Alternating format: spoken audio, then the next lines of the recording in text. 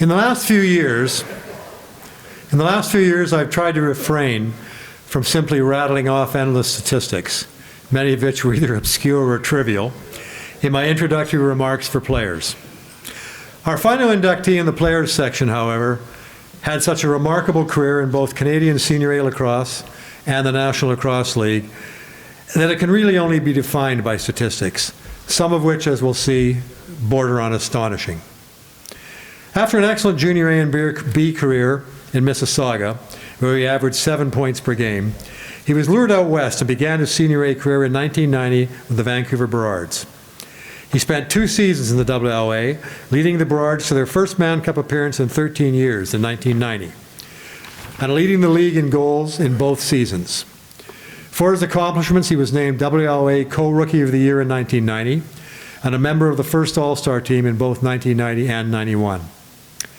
He returned to the East in 1992 and played the next 21 years in Ontario, except for 3 seasons, 2001 to 2003, when he moved back to BC to join the Victoria Shamrocks.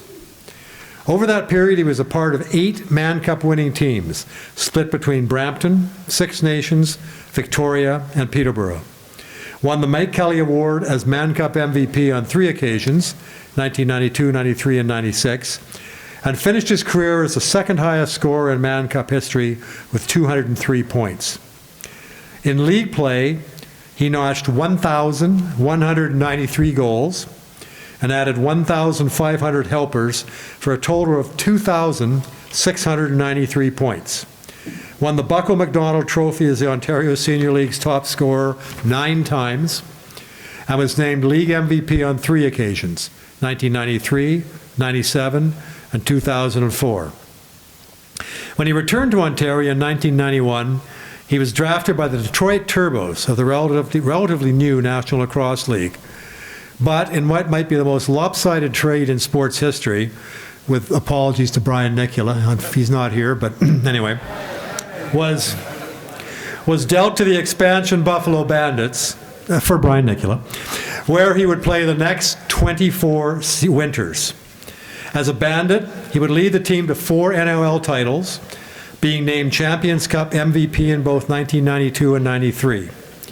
He led the NLL in scoring 6 times and was the league's MVP 3 times in 1994, 2000, and 2001. Over his 344-game NLL career, he scored 899 goals and chipped in 1,050 assists for a total of 1,949 points. Totals that, incidentally, place him approximately 300 goals and 500 points ahead of the highest scoring active player. So I think his records are safe for the time being. In addition to his remarkable scoring antics in both senior and professional lacrosse, he was a member of Canada's gold medal winning team at the 2003 and 2007 World Box Lacrosse tournaments, and, after ending his playing career, has coached the Six Nations Chiefs to the last 2 Mann Cups titles and the Bandits to the last 2 NLL championships. Needless to say, he has received many accolades celebrating his magnificent career. He is a member of the Mississauga Sports Hall of Fame, the Greater Buffalo Sports Hall of Fame, the NLL Hall of Fame, the Ontario Lacrosse Hall of Fame, and in 2023 was granted perhaps the most prestigious honor possible for a Canadian athlete, induction into the Canadian Sports Hall of Fame. All in all, his prolific lacrosse career produced 2,185 goals, 2,661 assists, and 4,846 points. But numbers alone, as impressive as they might be, don't define the impact he has had on our game. Hall of Famer John Tavares.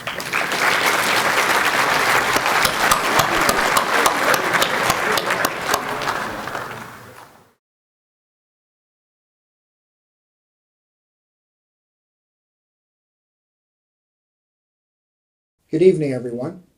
I want to begin by expressing my deepest gratitude to the Canadian Lacrosse Sports Hall of Fame for this incredible honor. Although I can't be with you in person tonight, I am truly humbled and filled with pride to be recognized in this way. I'd like to take a moment to congratulate my fellow inductees. Players: Pat O'Toole, John Swan, Jeff Snyder. Builders: Barb Boys, Eddie Como, Dan Richardson. Officials: Murray Taylor, Norm Istard. Veteran: Barry Richardson. Team: Victoria Shamrocks from 1996 to 2006. It's a privilege to be inducted alongside such exceptional individuals who have made significant contributions to our beloved game. A special thank you goes to my family, Joe, Rita, Peter, and especially my brother Danny, who put a lacrosse stick in my hands when I was just 4 years old. I also want to express my gratitude to my parents for allowing me to play lacrosse. I know that $20 registration fee was a lot for our family to pay, living on a modest income. And let's not forget, lacrosse is a very physical sport. My mom was terrified of me getting injured.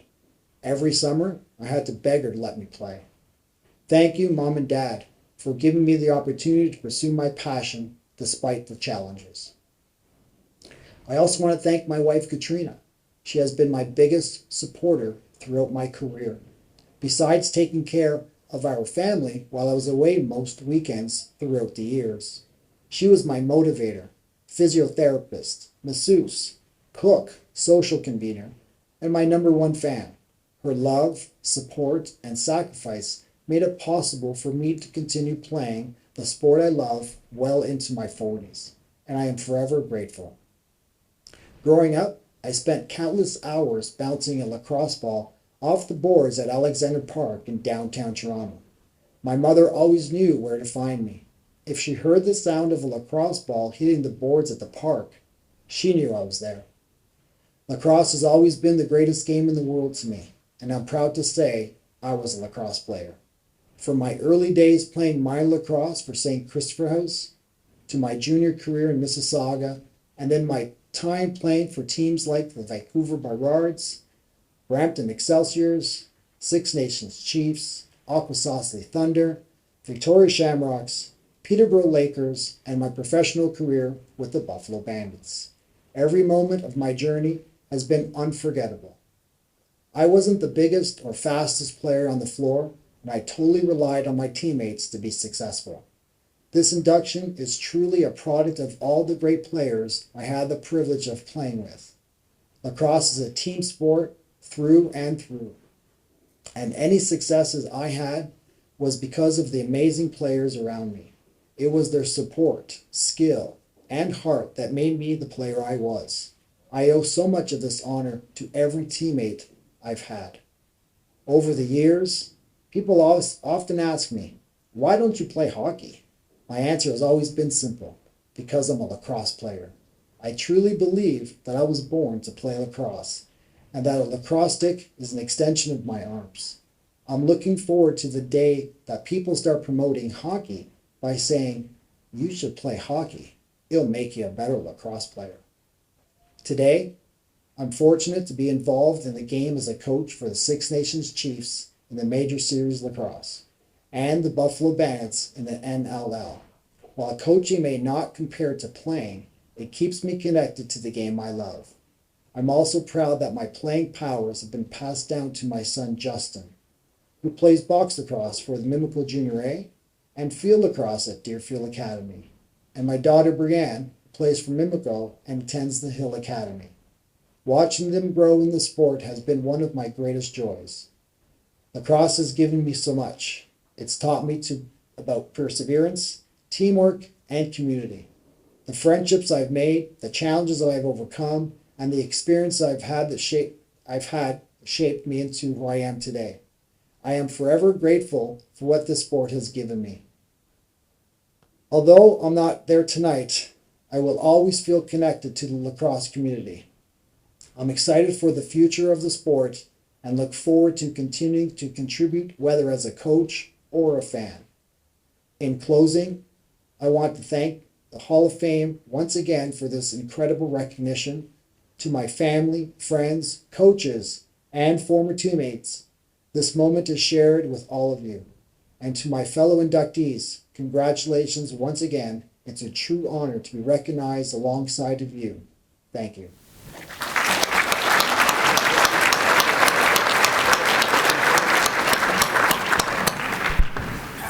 Now, as John mentioned, he was unable to attend tonight, so I'd like to ask Sean Williams, Lacrosse Canada President, to come forward to accept on his behalf.